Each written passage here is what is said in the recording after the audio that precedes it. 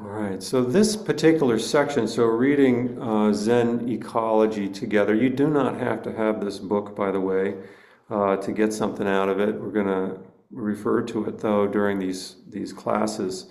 And this particular section we're on is in a part of the book about slowing down and paying attention.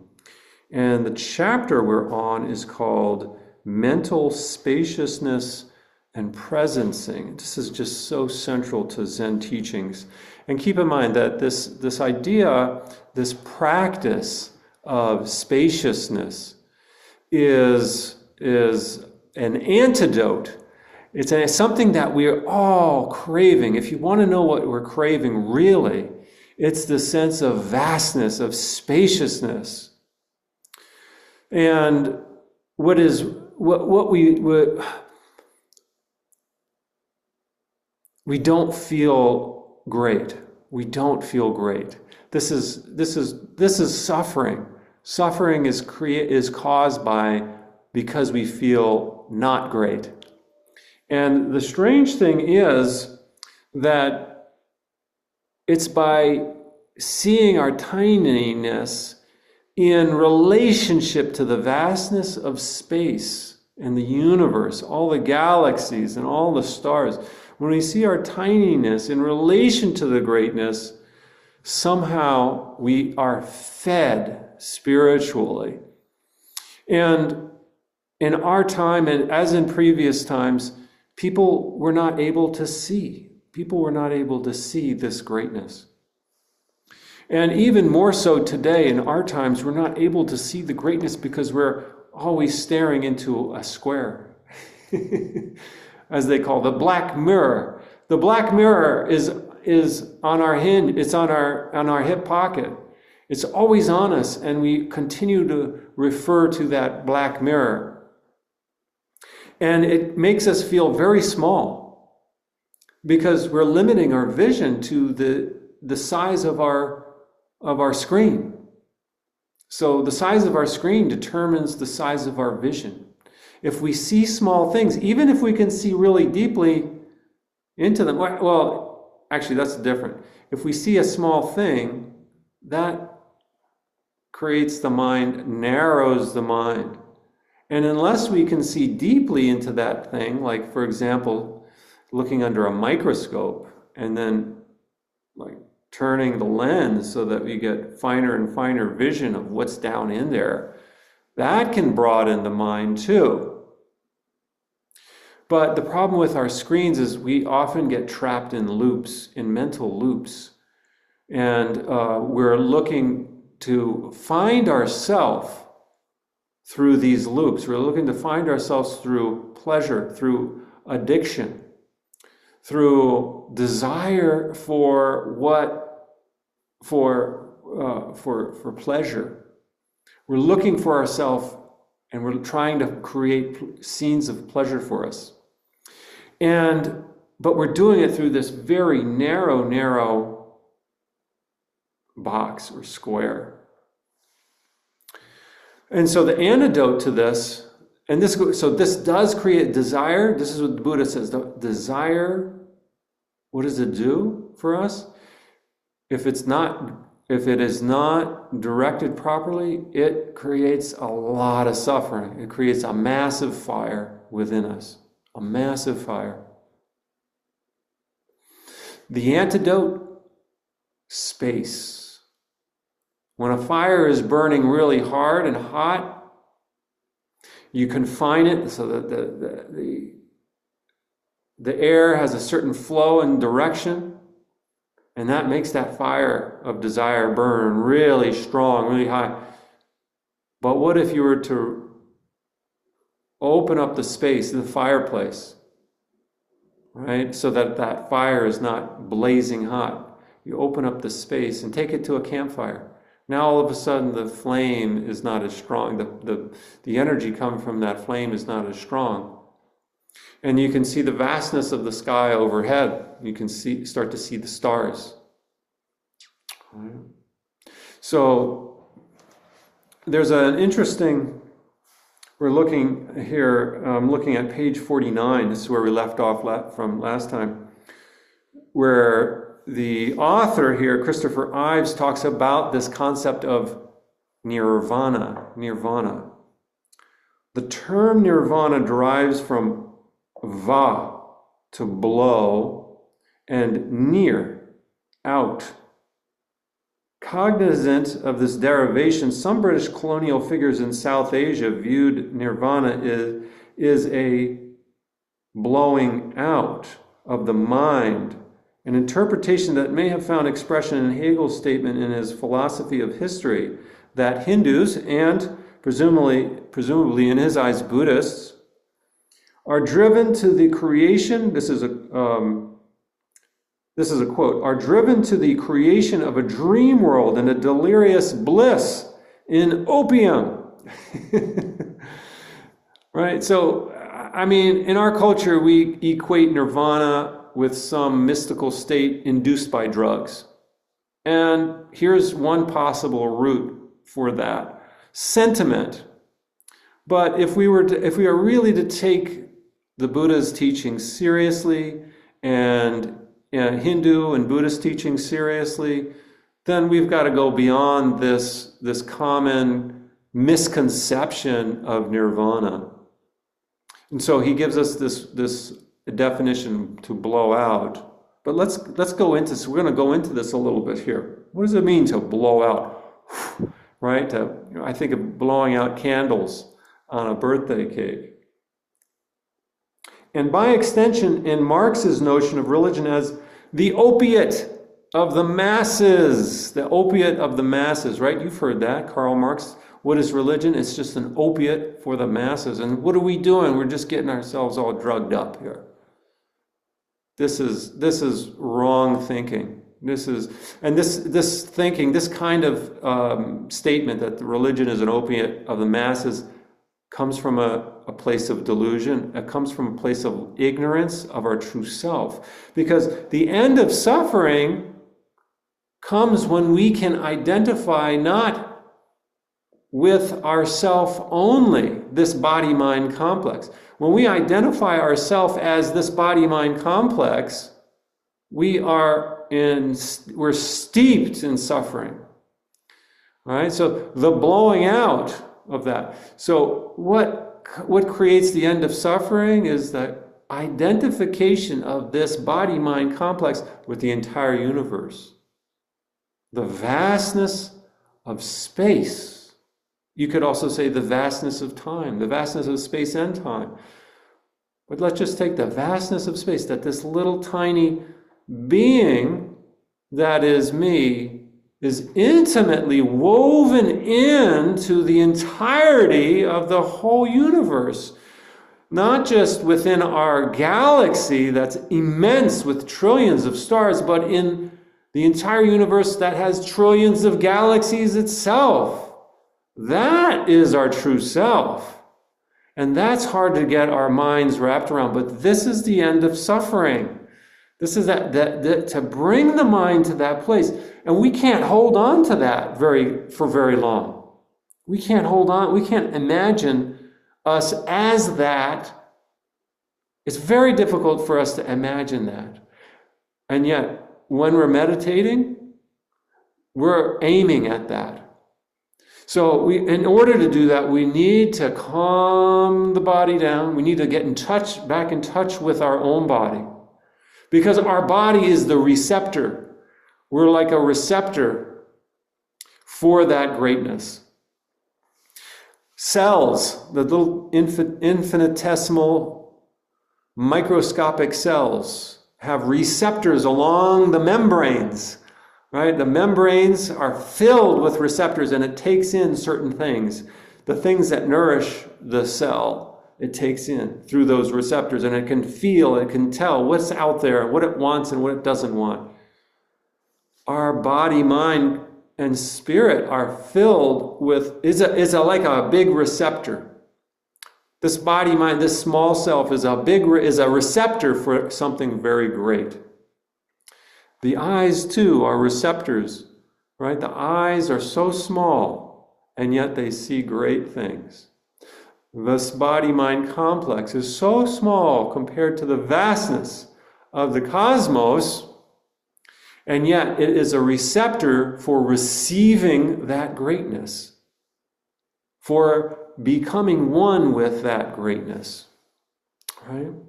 This is spaciousness, and this is the antidote to our suffering for our time. So we need to practice. Whether it's going outside and looking up at the night sky in as little light pollution as possible so you can see those stars, you can do that. Or you can sit inside where it's comfortable and warm, and you can remember. You can use your mindfulness, smriti. Smriti is remembrance, to remember. And it helps to have a visual, right? Look at images from the Hubble Space Telescope. Look at the images of the galaxies. Look at the images of the stars, and get a sense of the smallness of the Earth in relationship to that, the smallness of our bodies in relationship to that, and then put the two together, this body, mind, and this universe. Put it all together. You can't do this very easily without settling the body and the mind. And you can't do it for very long. We just can't hold on. We just can't hold on to that immensity. But this is, medicine comes in small doses. And so we give ourselves small little doses of it. Maybe for 1 minute, right? 1 minute of meditation dedicated to connecting with the greatness of the cosmos. Okay. What is getting extinguished, however, are the fires of the unhealthy mental states. So this is going back to this term nirvana. Nirvana is not something induced like an opium-induced state of mind, right? Something getting blown out. What is getting blown out are the fires that are the unhealthy mental states. What are unhealthy mental states? Wow, there's so many of them. Which ones do you want to choose? Which ones are you aware of in yourself? I'm aware of that desire to have more than what I have at present. I'm envious of certain people for what they have done. I'm envious of other people for what they have, their possessions. Okay, that's desire. That's desire, and that's an unhealthy desire. Why? Because that's me. I am that. I am that person. I am that thing that I desire. That is part of my vastness, and I don't see it. I see myself as separate from that. Right. This metaphor is conveyed in the Samyutta Nikaya, where the Buddha says, bhikkhus, monks, bhikkhus, all is burning with the fire of lust, desire, with the fire of hatred, ill will. Think about that, ill, right? We have lust, we desire for that extreme or that supreme pleasure, right? That desire, we have the desire of hatred, ill will. We want to destroy what we don't like. Right? We want that embrace, we want to hold on to. We want to hold on to what's not ours. We want to claim something as ours that's not ours. Try claiming the entire universe as yours and you won't know what to do. And that's a step in the right direction. All right? The fire of delusion, ignorance. That's the quote from the Buddha. This should not strike English speakers as foreign, for we often say things like, I'm burning with desire. I've got the hots for her. She's got a fiery personality. He's hot under the collar, right? Connoting the extinguishment of the fires of the three poisons, greed or lust, hate, ill will, anger, and delusion, ignorance. Nirvana is usually described in early Buddhist texts as an absence. The absence of the fires of desire, ill will, and ignorance, the absence of those desires that cause suffering. These unhealthy mental states can generate unhealthy external actions. That's the thing to keep in mind, that these internal mental states aren't just internal, right? From those internal states, we do things. We think, oh, I gotta have that. I gotta have that car. I gotta have that car. And then we do things to get that car, right? We think it first, and then we do, right? Examples of these actions appear in Buddha's sermons on the Eightfold Path, in which he delineates right speech as refraining from lying, divisive speech, hurtful speech, and frivolous speech. Well, just take that right there. Let's start with what we're saying. What we're saying. You know, our families, we love them, and they're also, it can turn into a pit of fire too, where this one backstabs that one, and that one tells this one what they should be doing and shouldn't be doing, right? Our families are turned against itself. We don't realize when we're telling this to our son or to our daughter that all they really want to know is that they're loved and accepted. Right action as refraining from harming, stealing, and sexual misconduct. Careful, be careful. Harming. Find out ways in which you harm others. This is just what we do when we are not mindful of what we're doing. We harm others. Maybe you harm somebody by not turning your signal on that you're going to turn left in the left lane sooner. Right? So pay attention to your life. Don't judge. Nobody's here to judge you for doing bad things, right? The bad things already punish us. We don't need judgment on top of that. I can't state that enough. In Buddhism, God is not judging us for our actions. It's our ignorance that creates suffering in our life. What is our ignorance? That we don't see ourselves as everything.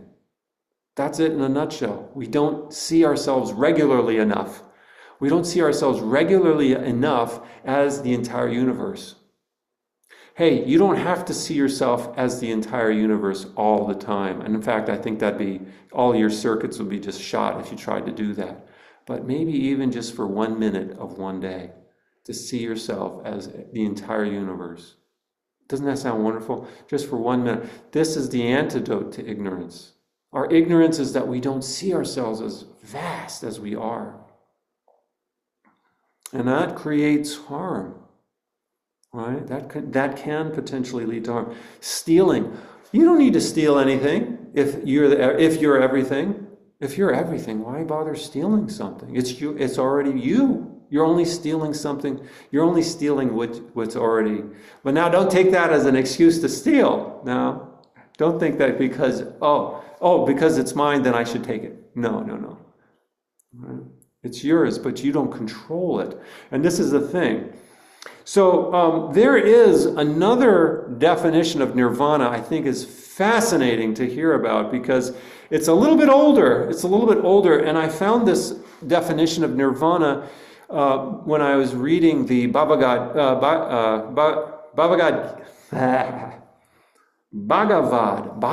Gita. The Bhagavad Gita, the story, the song of the Lord, what the Lord sings, what God sings, the song of the Lord. And this is from Hindu scripture. So what does Lord Krishna sing? He says, by steadily and continuously practicing yoga. And now yoga here, this is an earlier understanding of yoga, a pre-modern form understanding of yoga. It's still relevant in modern times, but it's not referring to the modern ideas of yoga only with respect to physical manipulation of the body, right? It's talking about union with the absolute. That's yoga. Union with the absolute. You could say union with Brahma, union with God, union with Brahman, with the entire universe, the physical and the spiritual aspects of the universe. The Indian philosophy says that the material world, all those trillions of galaxies out there, are 25%. 25%. 75% is beyond our cognition, beyond our senses. So imagine that. Even the vastness of the universe is so vast, and yet it's tiny compared to the completeness of reality. And yoga is union with that, this self. Right? This jiva in Sanskrit, the self, the mind-body complex, this jiva, union with Brahman. By steadily and continuously practicing yoga in this way, union, connecting with this great self, the yogi wins over his or her mind and realizes the peace that is my nature. This, in turn, naturally leads to Nirvana. This, in turn, naturally leads to Nirvana. Wow. Now, there's a slightly different definition of Nirvana given here in the commentary, which is very fascinating. So, Nirvana in the way that I was taught and the way we just read in this book, is talking about blowing out, right? The blowing out of the fires of desire. Here, it says, the commentary by Swami Satchidananda, it reads, Nirvana is a term often used by the Buddha. All right. But here it precedes the Buddha. Nirvana is, quote, mind nakedness, unquote. Wow, that's a different conception of nirvana. Mind nakedness. And then he says, absolute serenity and peace. Your mind isn't clothed. Your self, your big self, isn't covered or colored with anything. It's completely free. A totally liberated person is quote unquote naked. The self is the big self. The big self is naked, uncovered. That's the meaning of nirvana. In order to experience this, says Sri Krishna, quote, just think of me and only me. That means think of the absolute. Try to eliminate all other thoughts. Well, there's good and bad here. There's good things and bad things about this. When we think of to blow out, and especially when it comes to fire, we're not talking about blowing out a candle here. We're talking about blowing out a raging fire. I don't know about you, but if even a campfire, to try to blow out, have you ever tried to blow out a campfire? It doesn't work. You can't blow on a fire and it goes out. That doesn't work.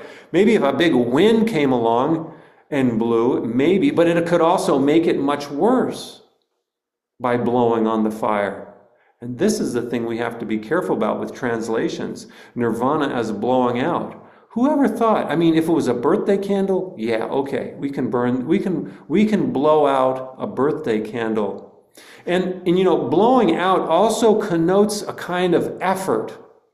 You have to breathe in strongly and breathe out strongly. It takes quite a bit of effort there. So I'm not sure that definition of nirvana is so helpful, even though it might be an accurate one. And the definition that is given here in the Gita, mind nakedness, seems to me to be way more in alignment with our practice. Mind nakedness. In other words, we're removing the layers of our mind that prevent us from connecting. This doesn't require effort. This requires letting go. This requires letting go. Letting go of what? Our biases, our discrimination, letting go of our desires, as opposed to a blowing out. So we have these two definitions, and the definitions can make or break us. And I would suggest it's more in alignment with our Zen practice to think about nirvana as, what is it, nakedness, mind nakedness. I think it's more in alignment to think of it, because mind nakedness, there's a sense of vulnerability, just as you would see if you really were to become one with the entire Brahman, the entire universe, its material and spiritual aspects, that which is beyond our cognizance, beyond our senses. If you were to become one with that, there is this sense of vulnerability, like, wow, I'm just so tiny in this vastness. I'm just like a speck of dust. Right?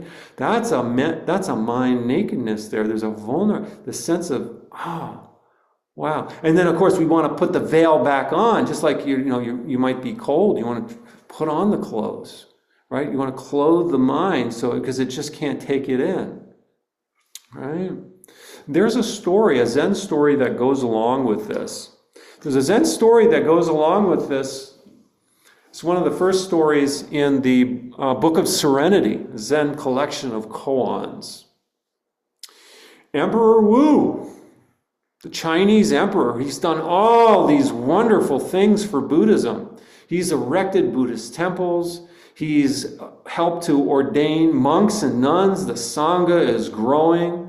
This is around the 4th century CE, 4th, 5th century, somewhere in there. No, even earlier, 2nd century CE. All these temples are being built now with this new religion going into China.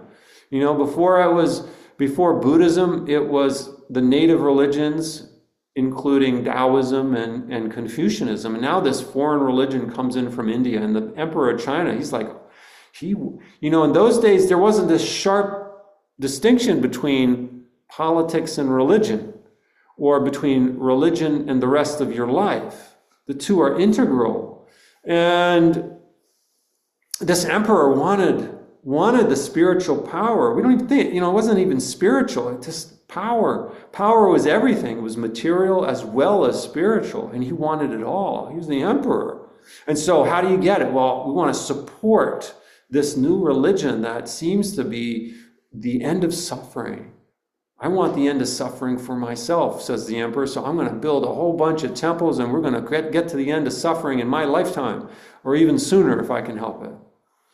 So this famous monk comes in from India to China, and he sits down, and the emperor wants to have an audience with him, and he invites Bodhidharma, the Indian monk. He's just like we get entranced by foreign Buddhists. Japanese Buddhists come, Tibetan Buddhists come, and we're mesmerized by their foreignness.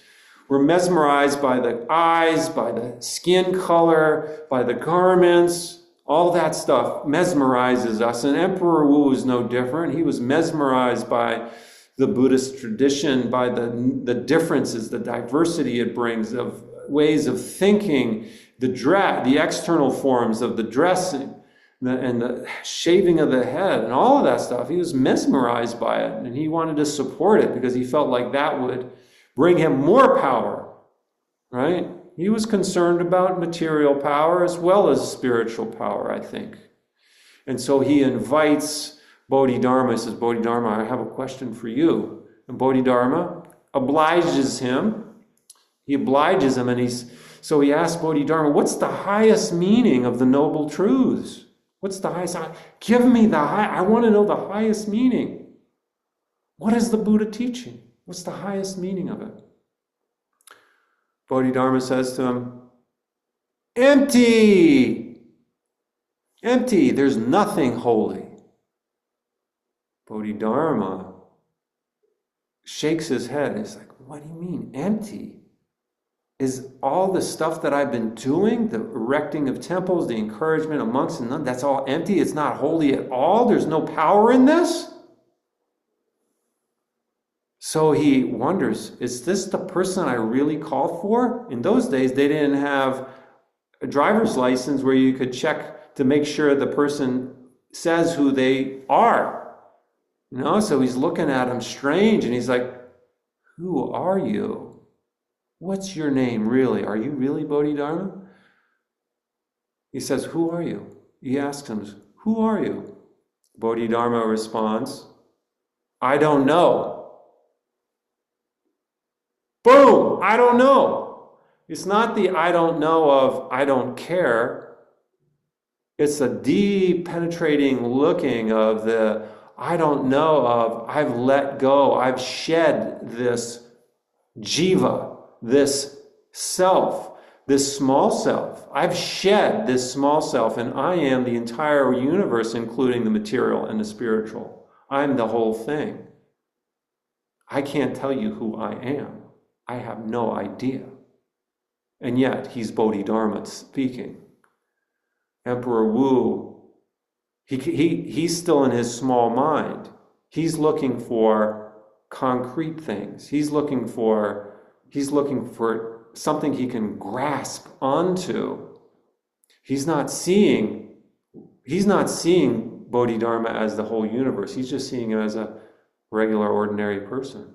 He's not able to see the other side. And he's not able to see the other side of himself either. He thinks that it's the individual that can take hold of power. He doesn't recognize the other side. And that requires steady looking, right? Connecting with that greatness.